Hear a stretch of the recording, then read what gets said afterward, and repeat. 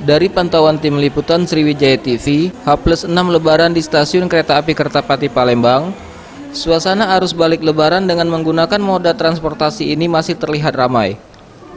Untuk arus balik Lebaran tahun 2019, jumlah penumpang kereta api terpantau mengalami kenaikan sekitar 5% dibandingkan tahun lalu. Bahkan dari 82.098 tiket yang disediakan, sebanyak 82% sudah terjual.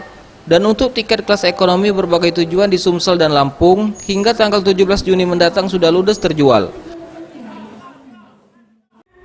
Sekitar 5% dari dibandingkan dengan tahun kemarin di posisi yang sama.